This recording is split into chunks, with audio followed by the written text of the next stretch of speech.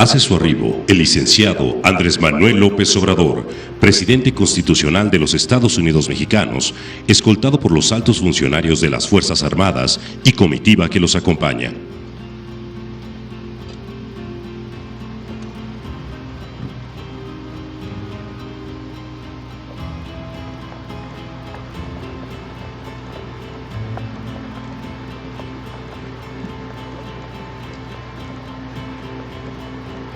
En este momento, el presidente se dirige a efectuar el saludo correspondiente a la bandera nacional.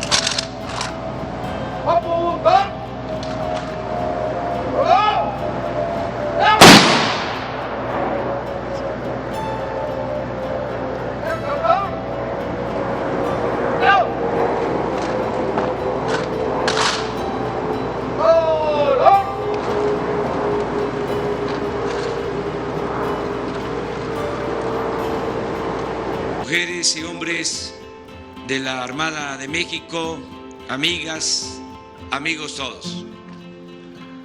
Me da mucho gusto participar en esta ceremonia de conmemoración al nacimiento de la Armada de México, que la historia es la maestra de la vida. Y del que no sabe, o quien no sabe de dónde viene, difícilmente sabrá hacia dónde va. Pedro Baranda ayuda a consumar la independencia de México. Cuando se habla de la independencia de México, siempre nos acordamos de 1810, que es el inicio del movimiento de independencia. Y suele también recordarse que es cuando el cura Hidalgo proclama la abolición de la esclavitud. Y se piensa que la esclavitud es abolida en México desde entonces, desde 1810. Pero eso no es real. La esclavitud continuó en México. Lo de Hidalgo fue una proclama.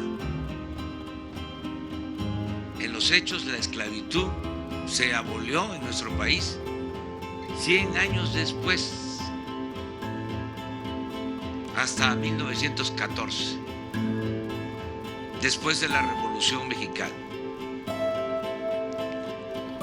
Lo mismo sucede con la independencia. Se habla de el grito de independencia, lo conmemoramos, pero es el inicio.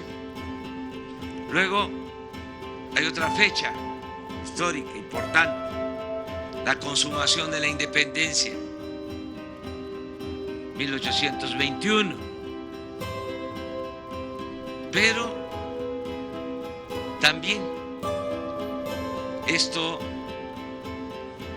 no es así del todo. La independencia no concluye, no se alcanza a plenitud en 1821. Aquí estamos recordando que se logra la independencia cuando se derrota a una fuerza española que se apoderó del fuerte de San Juan de Ulúa en Veracruz en 1825 por el comandante Pedro Aranda, un hecho histórico importantísimo. Sin embargo, todavía pasa otro tiempo, siguen los intentos de reconquista y se llega hasta tomar la medida drástica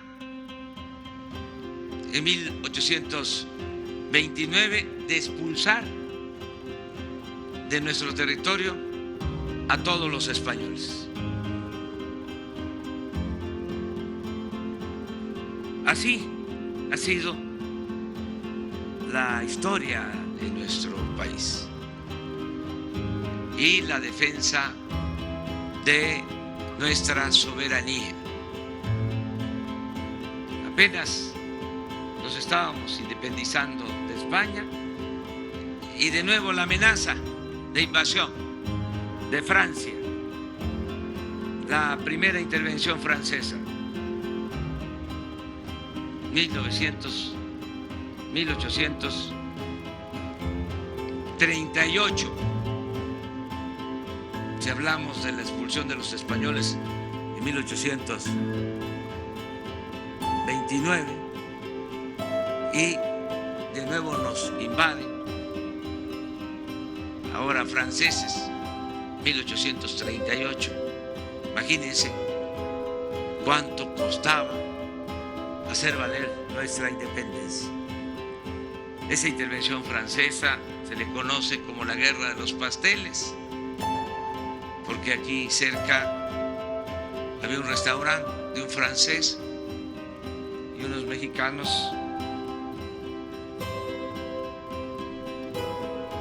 consumieron unos pasteles y esto originó el reclamo de Francia y lo usaron como pretexto para invadirnos en 1838. Es importante también este año porque de nuevo en Veracruz no se podría escribir la historia de México sin el puerto de Veracruz, porque ha sido el escenario de todos estos acontecimientos definitorios en la historia de México. Pues ahí el que defiende al puerto de Veracruz y la independencia de México es Antonio López de Santa Anna, y ahí pierde su pierna Santa Anna. Luego que se logra en 1839 el arreglo con Francia, 7 años después la invasión estadounidense. Desde 1846 empiezan a invadirnos y de nuevo, además de hacerlo por tierra, lo hacen por mar y hay un desembarco en Veracruz. Esa intervención fue muy dolorosa, fue como un gran zarpazo, porque por esa intervención nos despojaron de más de la mitad de nuestro territorio. Los invasores entraron hasta la Ciudad de México. Fue ofensivo porque se hizo la bandera estadounidense en Palacio Nacional. Son de los tiempos más tristes de la historia patria. Luego, pues ya sabemos, de nuevo la invasión francesa y logramos restablecer nuestra república y se logra la segunda independencia de México. Pero todavía en el siglo pasado, el siglo XX, en 1914, nos vuelven a invadir los estadounidenses. Por eso recordamos siempre a los oficiales de la Armada de México que lucharon en Veracruz, a Virgilio Uribe, a Mariano Azueta, defensa de nuestra patria. Es interesante que entonces la presidenta de Estados Unidos, Woodrow Wilson, presidente demócrata, que toma esa decisión que reprobamos, aún siendo él uno de los principales impulsores de lo que conocemos ahora como la Organización de Naciones Unidas. En ese tiempo, el secretario de Marina de Estados Unidos era Joseph Daniel, un personaje extraordinario. Y bajo sus órdenes estaba en 1914 Franklin Delano Roosevelt. Cuando México hace valer de nuevo su independencia, su soberanía, 1938, con la expropiación del petróleo, luego de amenazas en el sentido de que si se nacionalizaba el petróleo, si se expropiaba a empresas petroleras extranjeras, nos iban a volver a invadir, porque las empresas petroleras extranjeras dominaban todo el Golfo de México. Era un poder dentro de otro poder. Hay hechos históricos también de la Armada, del Ejército, que debemos recordar. En ese periodo, Venustiano Carranza y los constituyentes del 17 deciden que el petróleo es de la nación y empiezan las presiones de las empresas y de los gobiernos extranjeros. Tantas presiones que no se podía ni siquiera hacer la ley reglamentaria del artículo 27 constitucional. No pudo hacer ya el presidente Carranza ni el presidente Obregón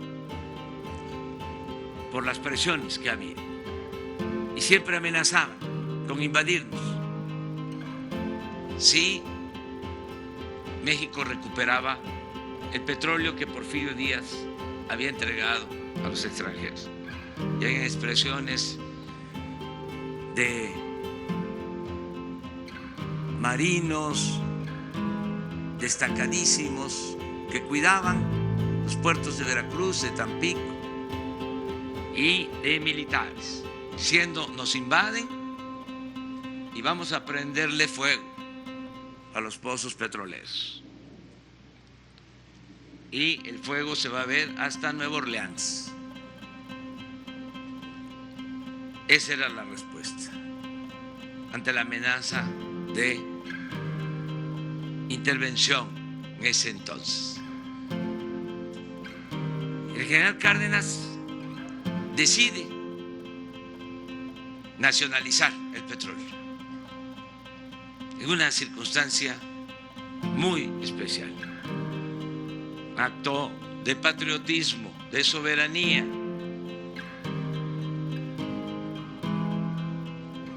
Y en ese entonces ya era presidente de Estados Unidos Franklin Delano Roosevelt, uno de los mejores presidentes, de acuerdo a mi parecer, que ha habido en Estados Unidos.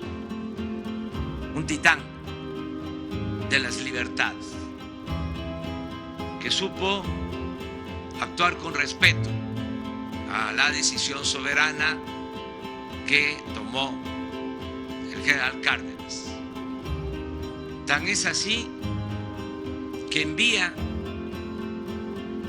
el presidente Roosevelt de embajador a México al que había sido su jefe, al que había estado de secretario de Marina en 1914, a Joseph Daniels, que se convierte en el embajador de Estados Unidos en México y en un aliado del gobierno de México y en un hombre respetuoso de la soberanía de nuestra patria.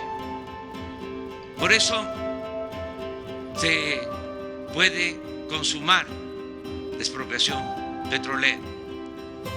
Hay otras circunstancias, pero esto es importante.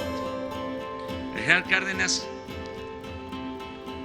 cuando expropia el petróleo, escribe en su diario de que recordaba el tiempo en que había estado de comandante en el Golfo. Todavía era capitán y había estado de comandante en la zona militar del Golfo con sede en Papantla. Y decía en el 38, escribía en su diario, de que lo visitaba el gobernador de Veracruz, Heriberto Jara, y que platicaban de los abusos que cometían las empresas petroleras extranjeras, y que eso lo tenía presente y que eso influyó para tomar esa decisión de expropiar el petróleo. Fíjense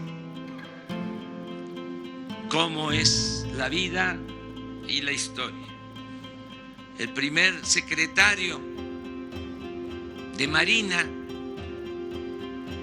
1940, nombrado por el presidente Lázaro Cárdenas, fue Heriberto Jara, primer secretario de Marina. Por eso me da mucho gusto estar aquí y conmemorar esta fecha histórica de el capitán Pedro Baranda. La historia de los Baranda de Campeche es también algo extraordinario, excepcional, porque sus dos hijos también fueron militares, Pedro y Joaquín. Pedro fue gobernador de Campeche, de Tabasco. Los dos participaron en el movimiento de reforma. Los dos lucharon para defender a la patria con o durante la intervención francesa. Y Joaquín fue alrededor de 20 años secretario de Justicia y de Instrucción Pública en el gobierno de Porfirio Díaz.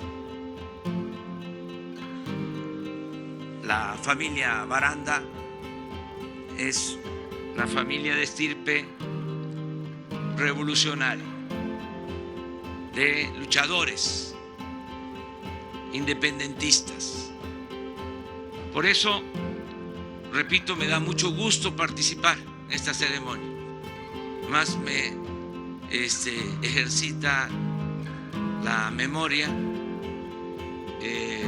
Yo soy apasionado de la historia y esto me ayuda también a no olvidar, a tener muy claro nuestro pasado para seguir defendiendo nuestros ideales. Termino siendo un reconocimiento muy especial al almirante José Rafael Ojeda Durán, un hombre leal. Celebro que no me equivoqué al nombrar secretario de Marina.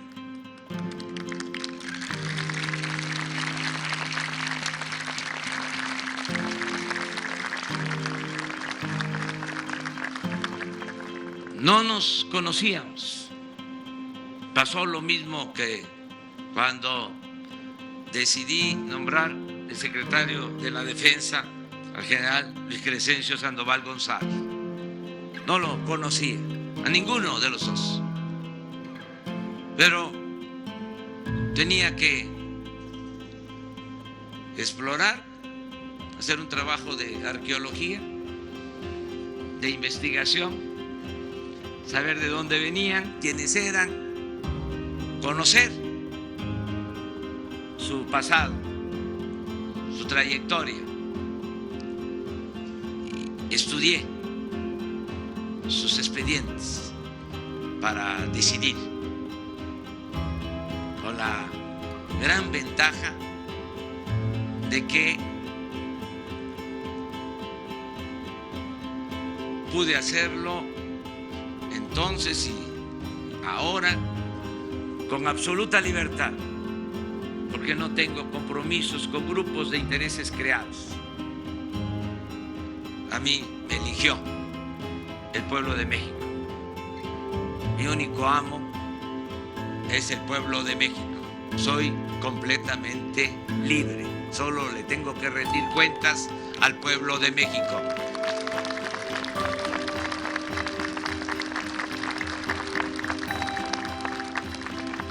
El expediente del general Crescencio Sandoval, había algo que se repetía. Hice hasta cuestionarios, se repetía, había una constante, incorruptible.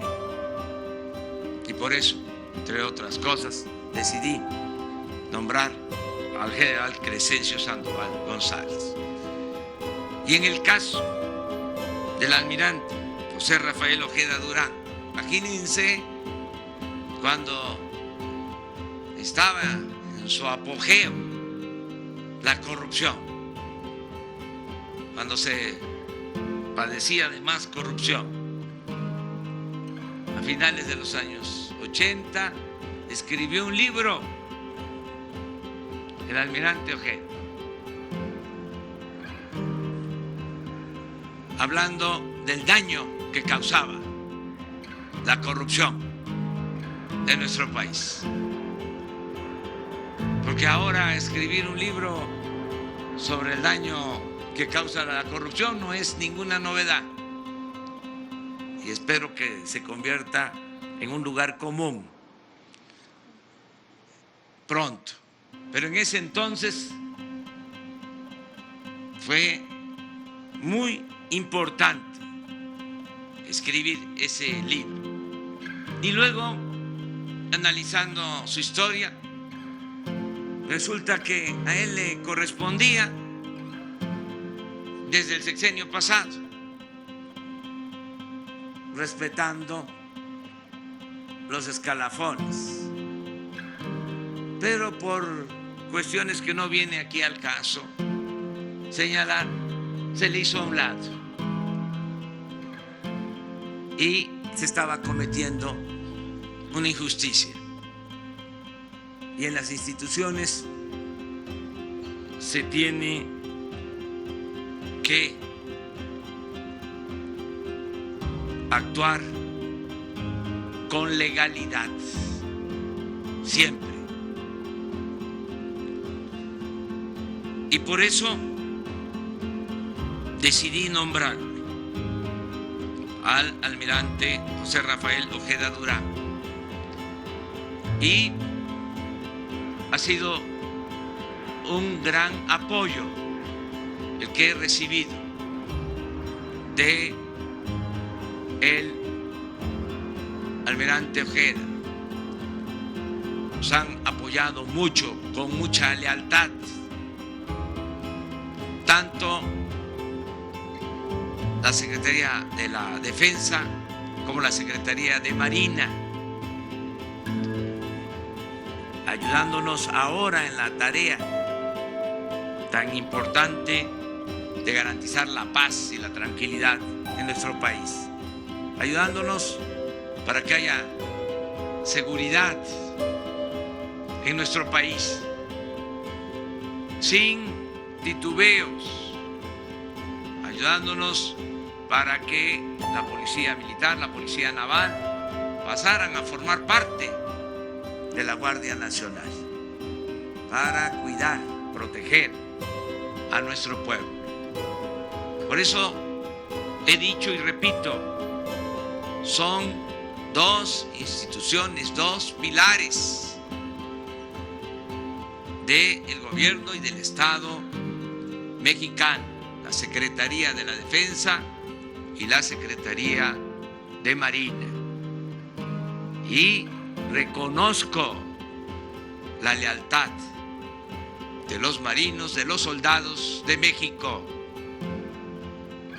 Y juntos vamos a seguir haciendo historia. Vamos a seguir haciendo realidad principios, valores, preceptos como la libertad, la justicia, la democracia y la defensa de nuestra soberanía nacional. ¡Que vivan las Fuerzas Armadas! ¡Que viva la Armada de México! ¡Viva México! ¡Viva México! ¡Viva México!